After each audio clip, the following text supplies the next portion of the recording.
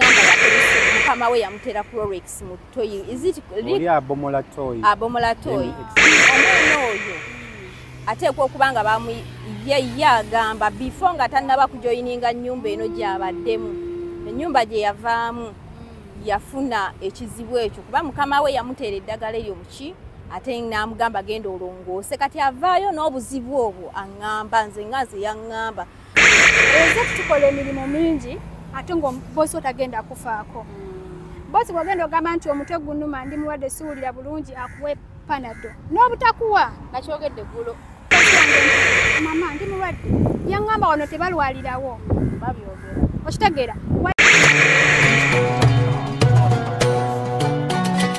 Nyondo Media.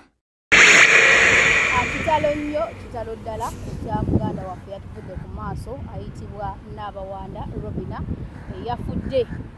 olunaku okwosa olw'ejjo. Amawulire nange nagafunye eri muganda waffe ono ali ku mukono ogwa ddyo era nga ye yampadde information eyo n'amaloboozi na playinze ng'abadde gage bambi ng'ali mu kunyolwa ng'ategeezaako okufa kwa omwana ono era nga nsaba ngende maaso n'okubanga mpostinga eggulire eryo tufune abazadde oba ab'ekika ky'omwana eyafudde Robina. Saawa eno wetuli tuli ku Dubai Hospital era nga nabagambye nti mukama anabalukeesezza tujja kujjako mu ddwaliro wanaabaali twongere okukonfaaminga ddala kituufu omwana yafudde era yafudde ki. Mikwano gyange gino gye mulaba batindize eggendo okuva Abu Dhabi olwa mukwano gwabwe muganda waabwe yes ne bajja eno Dubai era baali bakatuuka ku ddwaliro ne bambuuza Rosette oli luddawa ne mbagamba nange ndi mu kukonkola ki nzijja saagenda kutubuuzaako brother waffe tuveewaawo nebebigawo natubuuzeeko ne Hajat natwalire ku salaamu tweyongere okumanya ku stori y'omwana ono oba oli awo naawe ali eyo alaba okusobola okufunamu okufa ekyokuyiga. Muganda wange tusanyusa okukulaba. Mbalamusizaako mwenna abandaba nammwe abampuliriza amanya gange ntibwa Makasava mpangalira Abu Dhabi. Twafunye amawulire ag'ennaku agatali malungi. Twafunye amawulire agatali malungi eri muganda waffe Latifa. Twamukazaako lya Latifa naye nga ye Robina. So gye tubadde tumanyi nga ffe ababadde. Ye Latifa naye ffe nga ffe kwegamba ye Robina ku ID ye naye nga erimumanyikiddwa era erisinza omutunda munennyo ye Latifa. Ffe gye tumanyi kubanga erya Robina just alikozesa ku ID. Yeah. So amawulire gatuuseeko nisooka kikkiriza kubanga yalwalidde ennaku ntini abadde mukonsefumu naye nga tekiri nnyo wasi kyo tubadde tusuubira nti akiyinza okumuleetera okuba nga afa. So tetwalowoozeza nti asobola okubeera nga afa within 2 days nabeera nga afudde. So tunyoleddwa nnyo abadde nkozeemu nsobi nti abadde mu ddwaliro. Ate Nyondo bino ebintu by'okufa bizibu nnyo bw'oba wakafiirwa omuntu okuyayaana kubeera kuki osobola okwogera ky'oba osobola wikisibiriza abadde kale nga mulwadde nnyo nga mukosefu ennyo. So bwe mba ngaayagaayamu mu bigambo byange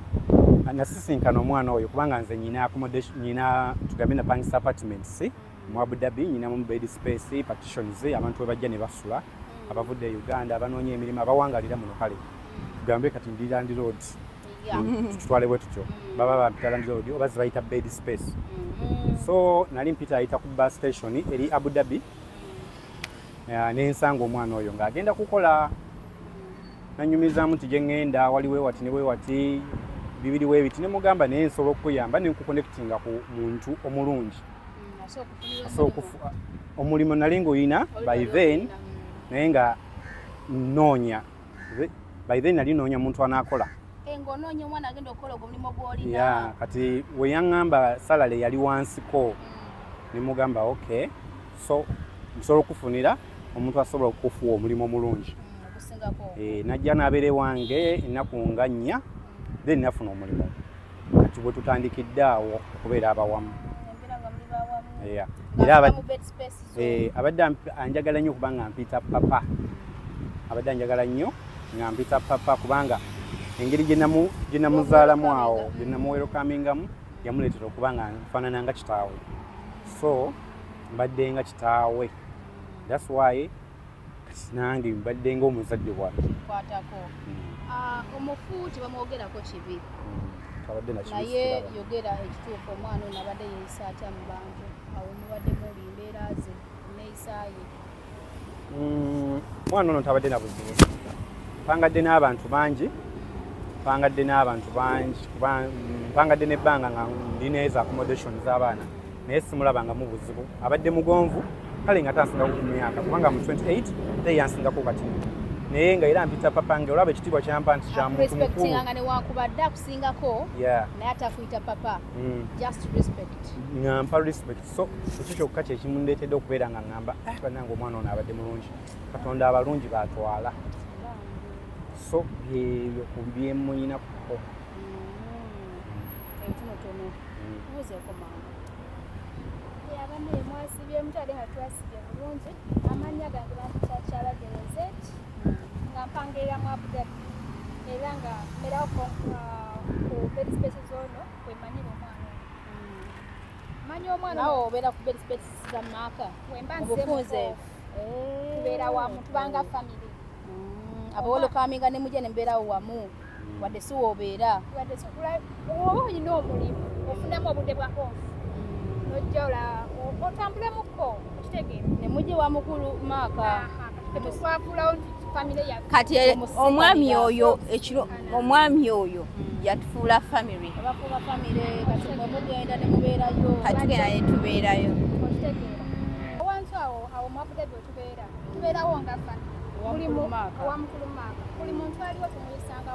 wa Luganda tubanga family so we manyira omwana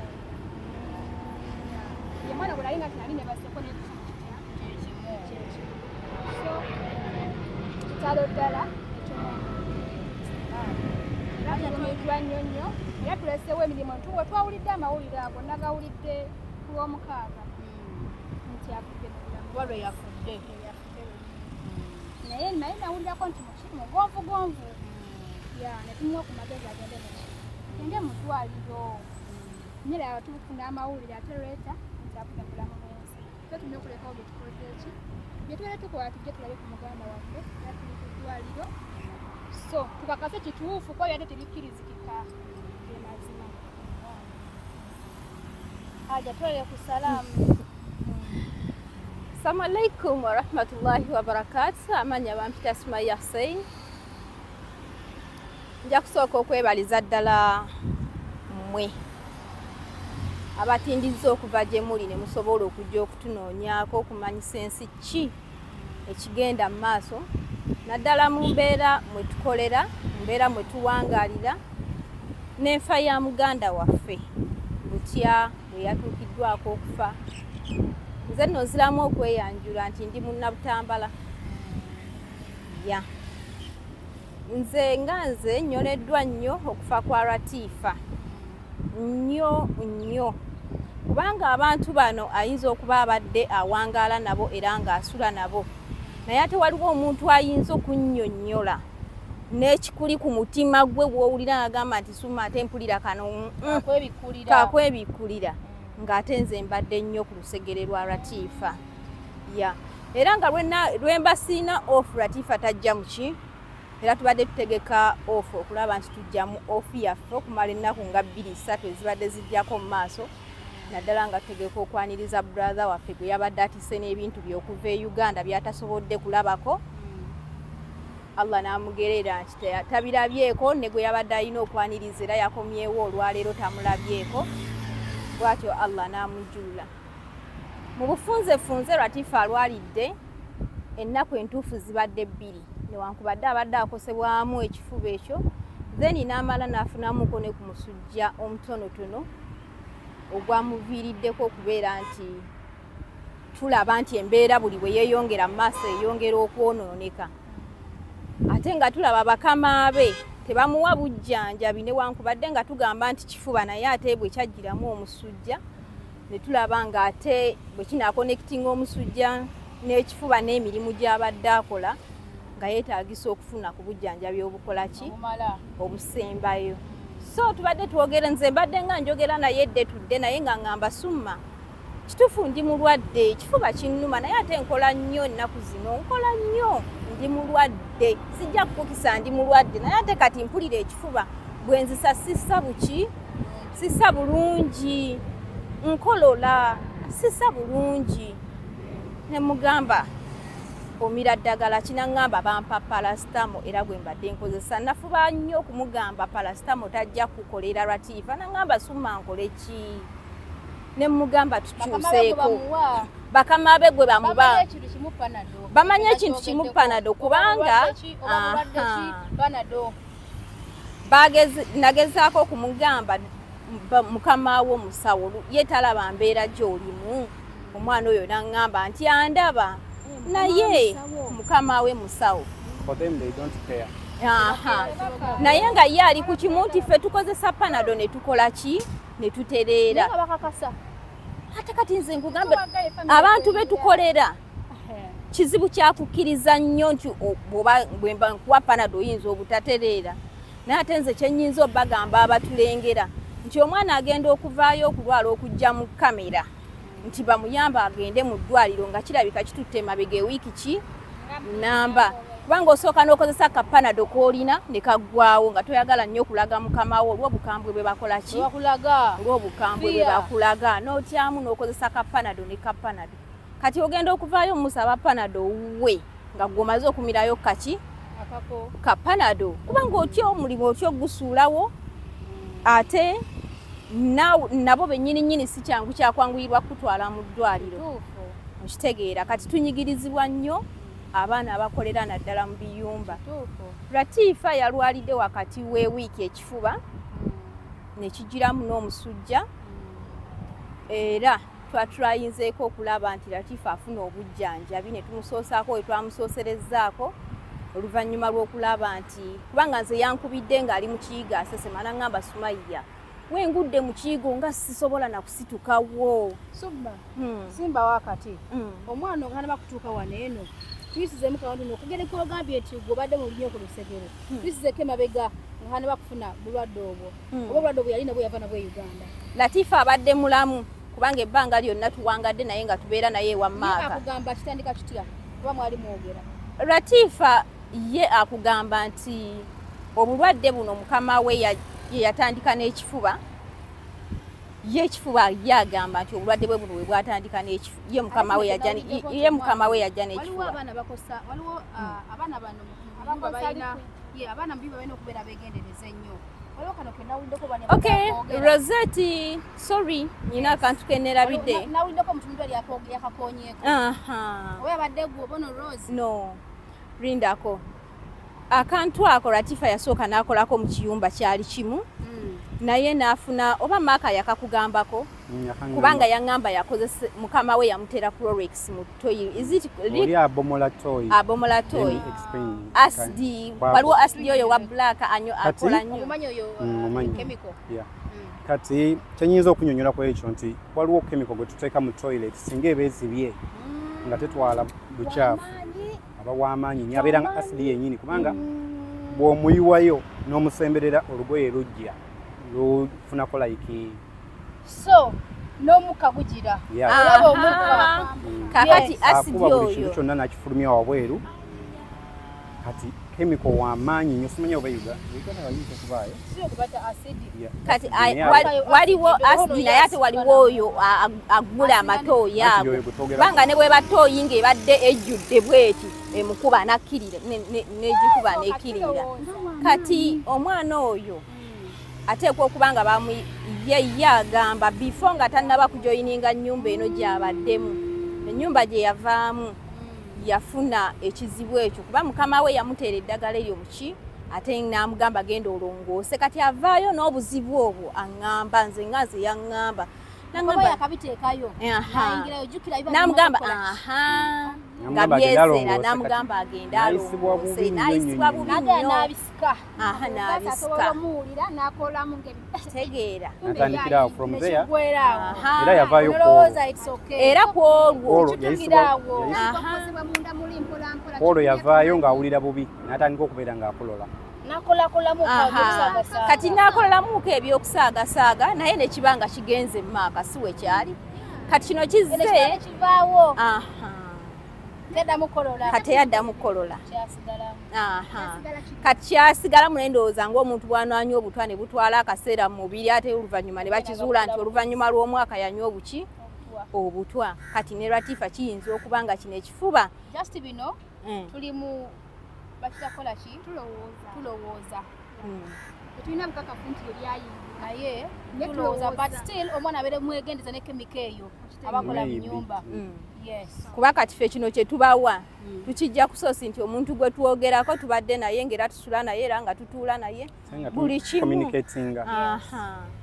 kati so buno obulwadde bwagenza okuyingirawo naye nga waliwo nekiri kye yasooka okutomera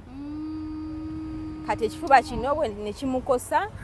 nekigiramu n'omusujja wageze waliwo mukama we n'agamba waliwo yaze nga alina ekifuba nekimubaka kati nekitula kiri nga bwe mugambye kati ogundi eyo girabe eyo kemiko yo yamaanyi nnyini yinza okuba nga yakosa mawogwe olaba batuwa amateeka bweba nga si kampuni nga yegiyeemu kubanga bw'oba ogyagala kampuni egiyiwamu sigwe era tekiri ligo okugiyiwamu gwe nga gwe kubanga kiri terrible kugwe okubeera nga ogiyiyeemu bw'ogiyiwamu olina okumakinga sure nti oggalawo enzigi n'ofuluma n'ogiwa obudde bwe baba bagiwadde kati ate ye akugamba bwe yagiyiwamu omukazi n'amugamba agenda akola ekigenda olongoosa ettooyi n'akitomera naye kati obulwadde buno obusembyeyo omwana ono watuuse okufiira bututte ennaku zibadde ennaku entuufu zibadde ennaku 2 naye nga mu nnaku 2 ezasooka emabega twamugjayo oko n'afuna we twamuteeka sooka afuna obujjanjabi obusooka nga tumanyi nti embeera ejja kukola ki nga tumanyi nti embeera ejja kuwona kuba twamukaka nnyo nga tulaba bakama be tebamufaako ne mugamba Latifa nkugambye va mu ddwaliro oba omulimu gufa gukole ki va ewaka nkugambye oba omulimu gufa gukole ki gufe nangamba kale summa naye ate mbadde ngoba ku ki badde nzigusa visa yange nga ngitaddemu ssente zange kati ate bwe ŋŋamba nsalemu visa nzire mu ddwaliro summa nga sirina ssente ne mugamba Latifa ebikwatagana ne ssente byonna bindekere wabula gwe kola ekintu kimu ŋŋenda kusindikira emmotoka ekujja awaka ekutwale mu ddwaliro era nenkonectinga ne muganda wange omu ku budde buno gwe tutali naye bamuyita Raymond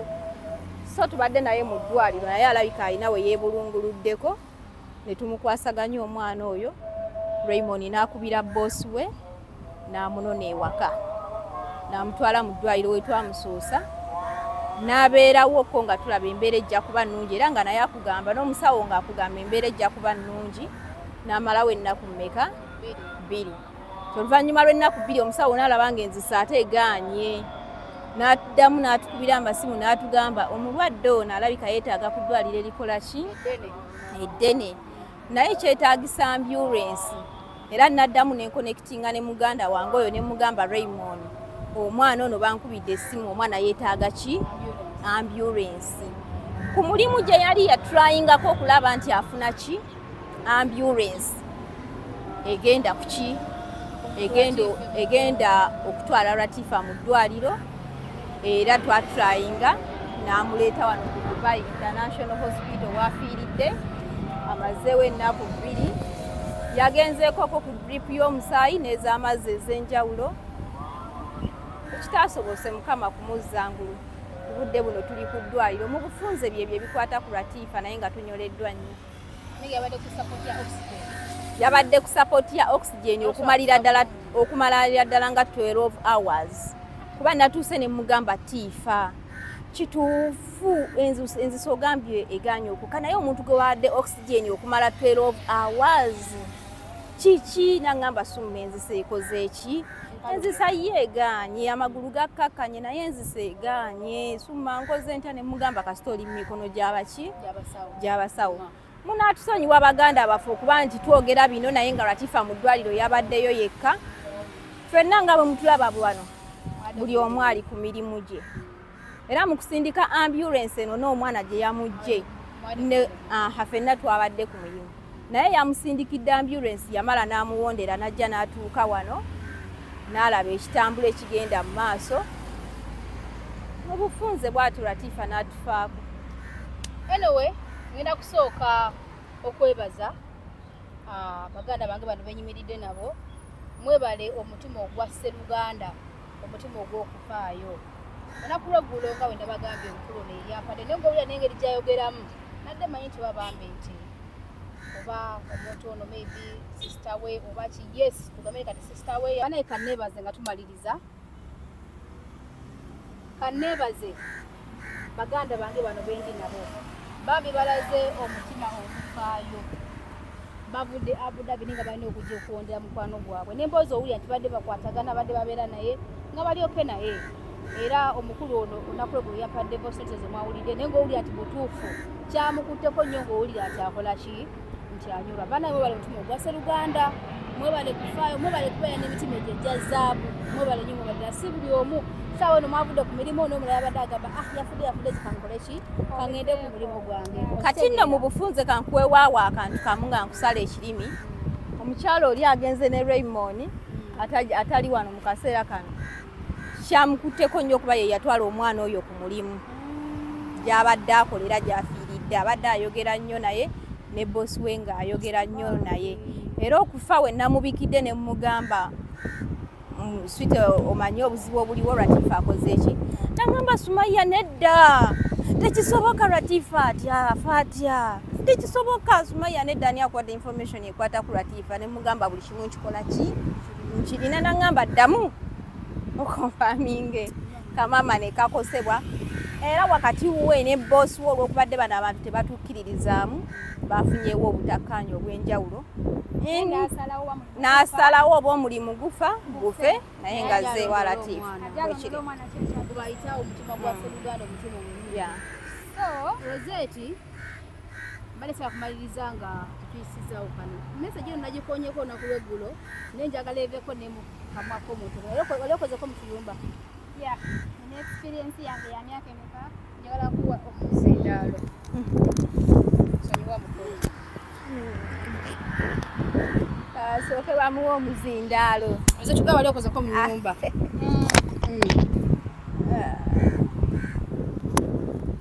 olyokozeko mu kiyumba yes tukozeemu emyaka emeka emyaka 3 so kati oli muntu mutuufu okutubuulirira emyaka mito naye mupambanyi naye kalaba katonyo kanne museke kakati abaana bangi bawangalya mu biyumba baseka n'ebintu ebyenjawulo abamu batya bakama baabwe nga badde balwadde badde ensabo nyumiremu katono nnyo kubanga letulina bulungi budde otemeeteme owulire abantu abo abaana bayisibwa batya nate era abaana kiki bateekeddwa okukola bo nga bo okuba nti basavaivinga badde bakola mu biyumba so baganda bange bakadama abasinga bayita bakadama baganda bange basista bange tukola emirimu mingi ekisooka Rosette tukola emirimu mingi ate ng'obosi otagenda kufaako bosi bw'ogenda ogamba nti omutwe gunnuma ndi mulwadde siwulira bulungi akuwe panado n'obutakuwa nakyogedde eggulo n'obutakuwa nakugamba kala buli bulwadde obubeera buzze wano oba gulukwe kukulumye oba kifa kyekikulumye oba ssenyiga oba ofunye omusujja ogw'amaanyi panado ate nga bakuyambye osigala okola akugamba kalasi nze nagambako bosi wange nti mama ndi mulwadde yaŋŋamba wano tebalwalirawo okitegeera wajja kulwala naye kati njagala okuwa baganda bange amagezi ogenda sanga bosi akugambye wano tokola ki tolwalirawo olina kukola mukwano sente ze wajja okunoonya ku kyeyo osobola n'okuba ne zitakujjanjaba tezina kyezigenda kukuyamba at least weefeeko nga gwe nakibagambye eggulo nembagadde zigenda kugasa ng'ofudde tezina kyezigenda zigenda kukola ki kugasa ng'okoze eki ng'ofudde nebwajja okukolerera ewaka abasigadde tebagenda bakola ki nga kati Latifa watuukidde omulimu gwabadde agwagala ng'owulira agwagala nga ebintu byakahappeninga nga atandise okulumizibwa singa yagenderawo mu ddwaliro oba oli awo kyali kyasagaasizaako okitegeera so kibeere kyakuyiga eri abano manye kitu kibeerawo naye nufunamu ekyalo ekyokukola ki ng'ojja kutya okufiirwa omulimu nti bwe naava ku mulimu nga tebanzikiriza ngenda fiirwa omulimu okugema kukola ki kusinga okuvumula yes ojja kutya okufiirwa omulimu nate nga tomanyi ogenda kufiirwa obulamu Bulamu, bwo yes. n'abaana b'oli mu kukolera basigale nga tebalina kye bafunye ebigambo bino byogera nabyogedde gwe naye buloza babiwulira tebabiwulira naye ge mazima ge tulina okukola ki okwogera tetukozeeko mu cyumba tumanyi embeera z'abawalabu omugamba n'akuwa panado ng'olumizibwa ne wayitawo eddakiika 2 ng'omaze ogimya nakugamba kati owulira otya ndowooza owonye genda okole ki ate nze Rosette one time njagala onkyazeeko nkunnyonnyola ekiki kuba kati omanyi nze ekiriwo nja kunoonyako lulwo nkunoonyeko lulwo abaana bano eno abasinga oluusi fiye bakontrolinga n'abeera mu nnyumba nga bwe wasoso kyogerako n'ataloga mukama we nti nno ndi mulwadde ng'atya bagenda kugoba ku mulimu bagenda kundekanya bagenda kukola bwe bati oganyulwamu ki ng'obadde okoze eki ovudde mulamu bw'ensi so saawa eno ogenda kulumya famire yo n'abaana era wakwogera bingi nnyo suma njagala nkunoonyeko Abudabi ntera okujjayo wonaba off tutuule twogere mukonze naawe nyonyola ku baana basomeseko Rosette nkulabye oludde mu kiyumba olina experience ku myaka emitwe gino gyendaba ate nga nokutegeera otegeera nja kunoonyako lulwo tufune mu ka interview abaana bano bafune ekyokuyiga si wano wokka mu UAE wabula ne mu Saudi Arabia gyebali Omani gyebali Kuwait Qatar ate nga bata mu mbeera yetya abaana bwe tebafuna budde buwummula yensonga lwaki bakoseddwa nnyo wabula Rosette mukwano tweyanzeege era nonsibula Rose ekigambo kimu 2 osibule abatulaba so nga mmaliriza mufunze mbutufu tulumiddwa nnyo muganda waffe era tetulina byamaanyi bye tugenda kwogera naye mu bufunze baana mmwe mwefeeko nga mukama wo tannakufaako tannakola kiwerowoozeeko nga gwe lowooza ku famire yo bw'otajjukire wajjova togenda kulowooza wajjookola ki gy'olaga obwongo bwo bujja kuba bukomaawo kitegeera so lowooza nnyo gy'ovudde werowoozeeko nga katona y'amagezi mangi yakuwa erinnya lyange yakola ensonga naye ng'amazima tuli mu nnaku ekyamazima agaliwo mujjo neegomba okulanga manyi nja kulaba ndi musanyufu naye kamama byonnaku mukama yaleeta ffena lyekkubo summa tusiibule n'obugambo 2 nze kyenyinza obasiibula nakyo neebaza Abanyondo Media ndudde nga mba followinga kyenyinza okugamba ku embassies mba followinga nga gye muli eyo emirimu mugiweereza bulungi n'aba embassy mbalengera era sisobola butabasiima